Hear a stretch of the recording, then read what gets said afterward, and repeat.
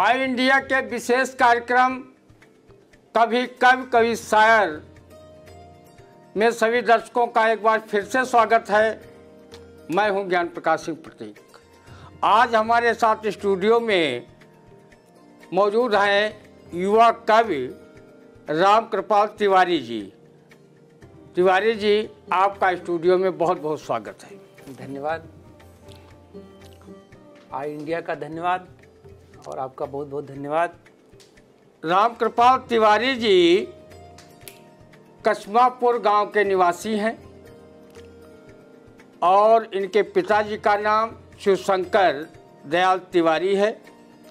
उम्र इनकी अभी 35 वर्ष है और ये कविताएं लिखते हैं, विभिन्न विधाओं में लिखते हैं, बहुत अच्छा लिखते हैं और इनके मार्गदर्शक कवि हैं गोदीलाल लाल, जिनको जीएल गांधी के नाम से पूरा साहित्य जगत जानता है और उनके सानिध्य में रह करके ये बहुत अच्छी कविताएं लिखने लगे हैं, कहने लगे हैं। आज हम अपने दर्शकों से इनके मुखारबिन से कुछ कविताएं सुनवाएंगे। मुझे यकीन है कि हमारे दर्शकों को काफ़ी आनंद आएगा और साहित्य अनुराग उनमें और बढ़ेगा। भाई राम कृपाल तिवारी जी हमारे दर्शकों के लिए कोई भी कविता पेश करें। माँ सरस्वती वंदना के साथ मैं जुड़ता हूँ।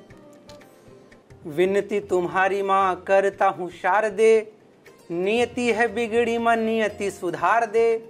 कंठ है कठोर करे कागा सा शोर, कोयल सा कंठ दे के कविता उतार दे। ध्यान दे प्राणियों का ज्ञान दे प्राणियों को, कवियों में कविता को के प्राण को उतार दे। कवियों में कविता के प्राण को उतार दे, कवियों में कविता के प्राण को उतार दे। प्रतीक जी बहुत अच्छे कवि हैं, मैं उनके चरणों में 2 शब्द समर्पित करता हूँ। स्वागत है। मैं उस कुल का कंकर हूँ जहाँ के सब शिवाले हैं, हमें आशीष देंगे सब यही उम्मीद पाले हैं। भले दिन करके आगे दीप की गरिमा नहीं कुछ भी, अंधेरे में न भटकाए वहीं तो हम उजाले हैं। वाह भाई, बहुत अच्छा मुक्तक पढ़ा आपने। और हम बता दें कि ये मुक्तक भी लिखते हैं, श्रृंगार भी लिखते हैं और सामाजिक समस्याओं पर इनकी कविताएं होती हैं और कविता क्षेत्र में इन्होंने काफ़ी सम्मान भी अर्जित किए हैं और ये युवा कवियों के लिए बहुत प्रेरणा स्रोत भी हैं। भाई राम कृपाल तिवारी जी, हम आपका और आप जो है ऑल इंडिया के दर्शकों के बीच अवरोध नहीं बनना चाहते, आपको अपनी अच्छी सी कविता पेश करें। भाई राम कृपाल तिवारी जी। बिना माँ के किसी बच्चे का जन्म संभव नहीं है, तो माँ के चरणों में 2 शब्द समर्पित हैं। खुद भले ये दर्द सहती पर हमें आराम देती, खुद भले ही दर्द सहती पर हमें आराम देती। नाम जिनका कुछ नहीं है उन्हें ये नाम देती।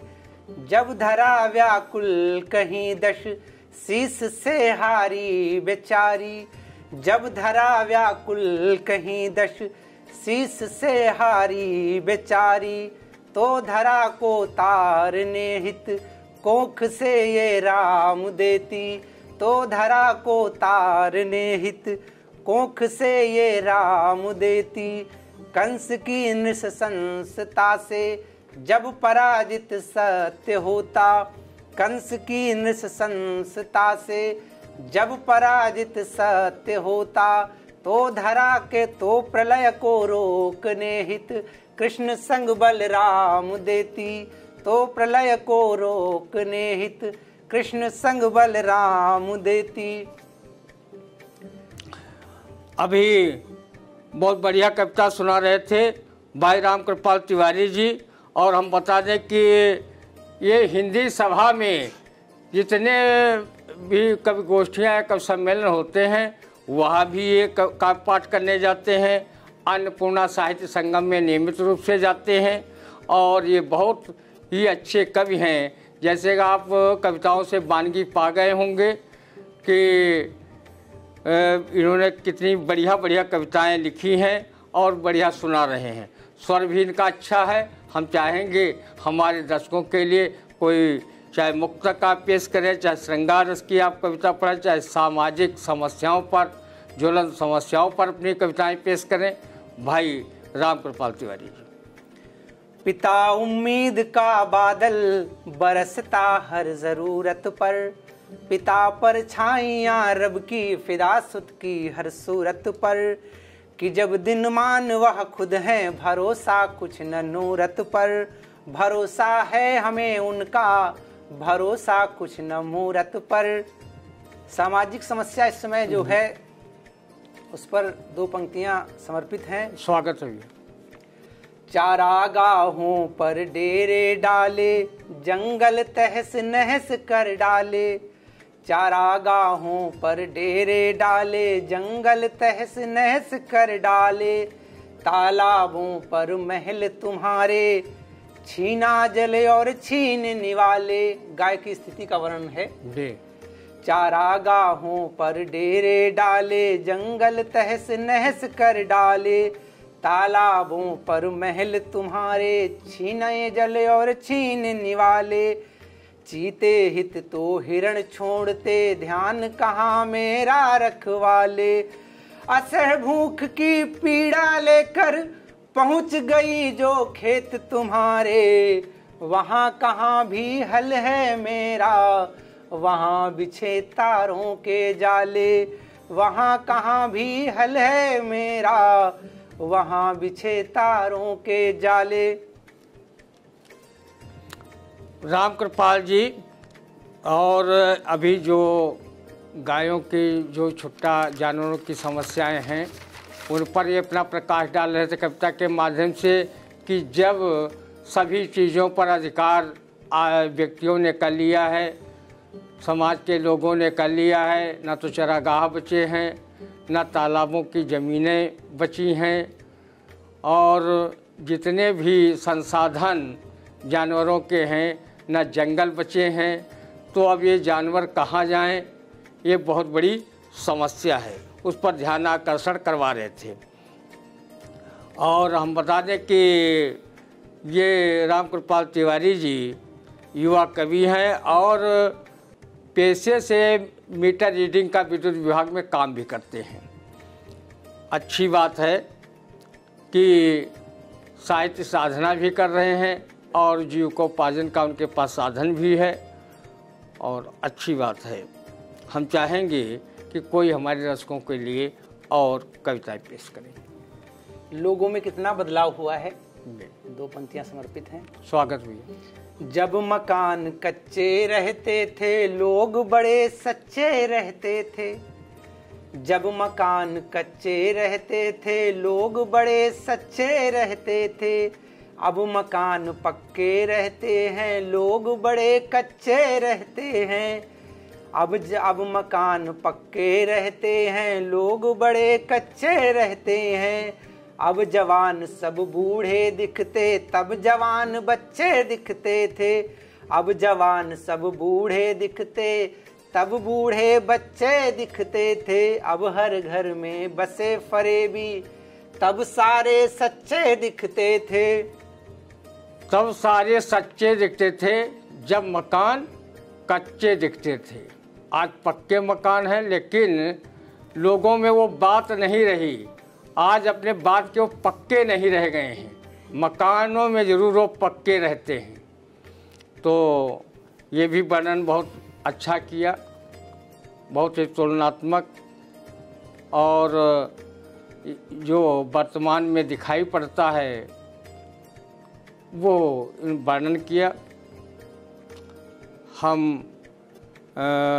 1-2 कविता आपसे और सुनेंगे, उसके बाद फिर विदा लेंगे। और बता दें कि इन्होंने कविता क्षेत्र में काफ़ी सम्मान अर्जित किए हैं। कई काव्य गोष्ठियों में और कवि सम्मेलनों में ये स्थान बने रहते हैं और नियमित रूप से साहित्य साधना में अपने को समर्पित रखते हैं। भाई रामकृपाल तिवारी जी, हम चाहेंगे हमारे दर्शकों के लिए एक दो आप कविता और सुना दें, फिर हम दर्शकों से ले विदा। सीतापुर में दधीची सदानी भी है, अस्थियों की अमर वो कहानी भी है। चक्र तीरथ की सुंदर रवानी भी है, सीतापुर में सरायन का पानी भी है।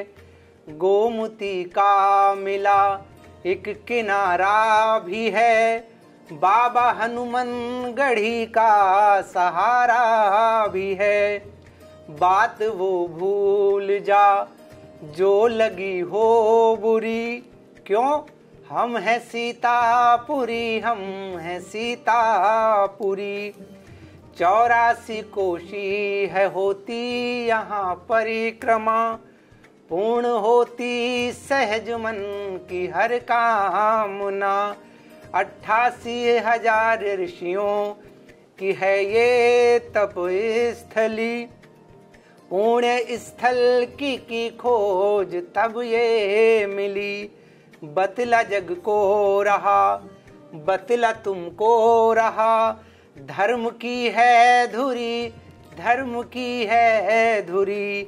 हम है सीतापुरी, हम है सीतापुरी, हम है सीतापुरी। देखिए कितना बढ़िया वर्णन कर रहे थे। सीतापुर का भौगोलिक और ऐतिहासिक दोनों वर्णन कर रहे थे भाई रामकृपाल तिवारी जी। इन्होंने नैमिष का भी वर्णन किया, सीतापुर का वर्णन किया। सोम ठाकुर ने एक बार सीतापुर की प्रस्तावना में कहा था, 88,000 इस मुनियों की ये तपोभूमि स्थल है, 88,000 इस मुनियों की ये तपोभूमि स्थल है, और यही कृष्ण का चक्र गिरा जो पृथ्वी का मध्य स्थल है, यही कहीं पर सीता माँ ने अपनी देह धरा है, इसीलिए इस जनपद का सीतापुर नाम पड़ा है। बहुत सुंदर।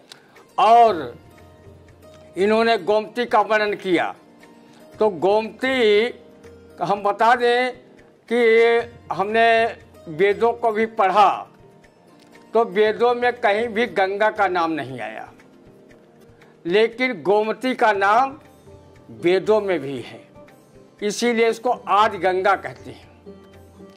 और स्कंद पुराण में लिखा है कि नदी न गोमती तुल्या, कृष्ण तुल्या न देवता, अर्थात गोमती के समान कोई दूसरी नदी नहीं है और कृष्ण के समान कोई दूसरा देवता नहीं है।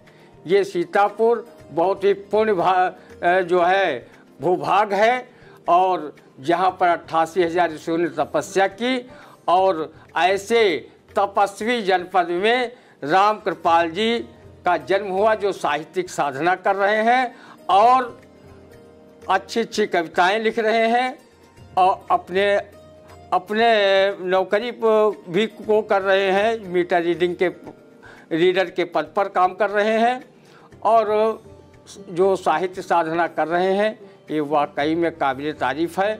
अभी इनकी उम्र क्या है, साहित्य में तो पूरा जीवन व्यतीत हो जाता है, फिर भी आदमी विद्यार्थी की तरह रहता है। जिस प्रकार की इन्होंने पुष्ट रचनाएं पढ़ी, हमारे दर्शकों तक पहुंचाई, उसके लिए इनको बहुत बहुत साधुवाद। और ये आगे जो है इसी प्रकार कविताएं लिखते रहें और सीतापुर का नाम देश प्रदेश में गौरवान्वित करते रहें, हम सबका गौरव बढ़ाते रहें। इन्हीं शब्दों के साथ मैं पुनः इनका आभार व्यक्त करता हूं कि हमारे स्टूडियो में आए और हमारे दर्शकों के लिए अच्छी अच्छी कविताएं पेश की। और हम दर्शकों से कहना चाहते हैं कि आप अगर आई इंडिया चैनल को सब्सक्राइब न किया हो तो कर लें, कमेंट ज़रूर करें, लाइक करें, और इसको अब फेसबुक पर भी देखें। इन्हीं शब्दों के साथ मैं वाणी को विराम देता हूँ। जय हिंद, जय भारत।